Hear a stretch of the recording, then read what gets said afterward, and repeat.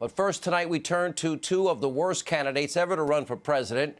Now, after dodging a very serious sexual assault allegation for over a month, well, today Joe Biden teamed up with none other than Hillary Clinton. They had a town hall focusing on women's issues.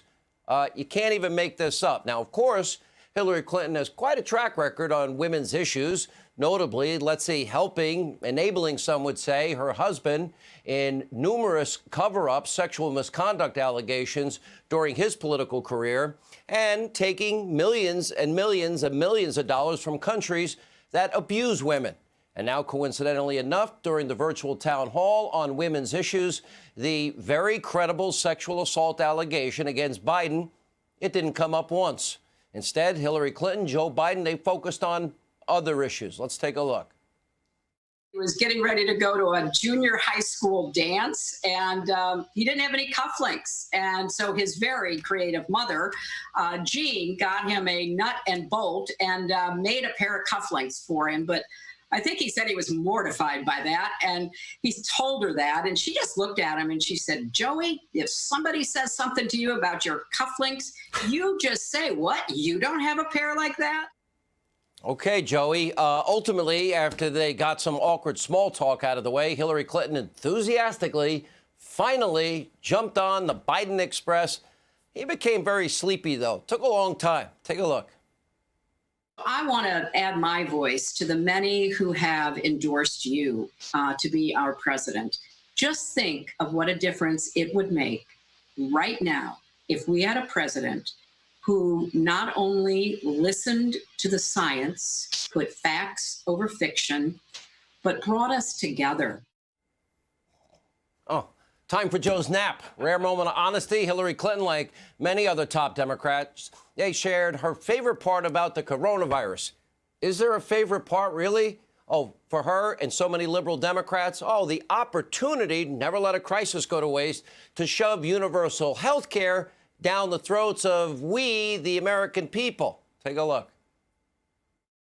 It needs to be part of a much larger system that eventually and quickly, I hope, gets us to universal health care. So I can only say amen to everything you're saying, but also to, again, enlist people that this would be a terrible crisis to waste, as the old saying goes. We've learned a lot about what our absolute frailties are in our country when it comes to health justice and economic justice.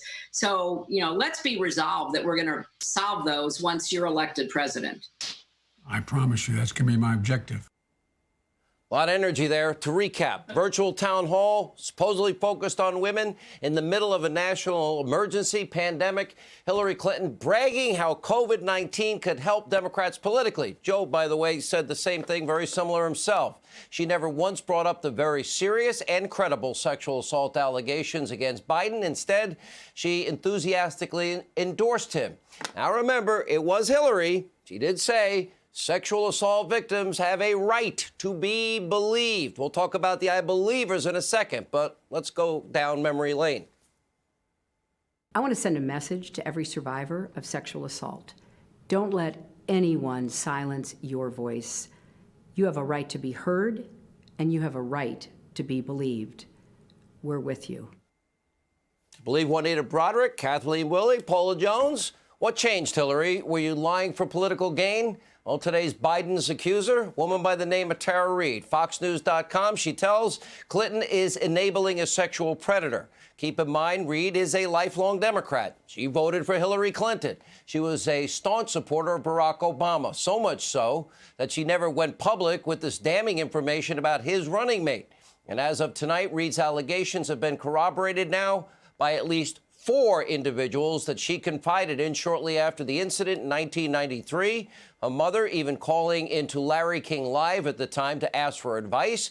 Tara Reid has filed a criminal police report. And get this, according to the Daily Caller, Tara Reid is now calling on Joe Biden to release personnel records from his Senate office that she believes will contain a copy of her official complaint about the incident. So is Joe going to be transparent or release those records, or are they being Hillaried as we speak, magically bleach-bitted and disappearing? And will anyone in the Democratic Party or the mob and the media, oh, that's right, all these Democratic potential VP candidates this weekend, they weren't asked a question about it. Are they going to ask him about these accusations? Yesterday, we reached out for comment from Biden's potential running mates. He says he's picking a woman, all women. To date, many have not addressed Reid's allegations directly. Let's see, including Senator Amy Klobuchar, who apparently has no real courage whatsoever. Stacey Abrams gave a wholeheartedly big defense of Biden today, saying that Joe will make women proud. And then there's Senator Kirsten Gillibrand. According to NBC News, the morally bankrupt senator from New York told reporters, quote, "I stand by Vice President Biden. He's devoted his life to supporting women, and he has vehemently denied this allegation." In 2018, the two-faced senator from New York said that she believed Kavanaugh's accuser. She had no corroborating evidence, no witnesses. And still, Gillibrand indicated that Kavanaugh's denials didn't even matter. She called for his nomination to be withdrawn. Oh, what changed Senator Gillibrand? It's like the media. Didn't they protect quid pro quo Joe? Anyway, come to think of it, what happened to all the I believers? Where are the I believers? Remember this. I believe her. Listen, first of all, anybody who comes forward at this point to be prepared to testify in the United States Senate against someone who is being nominated to one of the most powerful positions in the United States government, that takes an extraordinary amount of courage. Not only do women like Dr. Ford, who bravely comes forward, need to be heard, but they need to be believed. They need to be believed. Let me just say right at the outset, I believe Dr. Ford. I believe the survivor here. There's every reason to believe her. She has come forward courageously and bravely. I believe her. I stand with her. And do you hope she shows up on Monday? Do you hope that she testifies? I don't think she should be bullied into this scenario where it's a he said, she said. I believe Professor Ford. I think she's credible. And I think when the investigation is finished and when she testifies and Judge Kavanaugh testifies, I think a majority of senators will find her credible. Hey, I believers. Do you believe Tara Reid? Now, remember, that allegation with Professor Ford was an allegation with zero corroboration, zero witnesses, no police report. Tara Reid, check, check, check, check, check. Hypocrisy reeks. Over in the House, Speaker Pelosi once praised the courage of Kavanaugh's accuser, but is now refusing to say anything about Tara Reid. She's supporting Biden this week. Meanwhile, more sadly, of course, predictable hypocrisy from the mob in your media. Washington Post reported, quote, developments in allegations against Biden amplify efforts to question his behavior.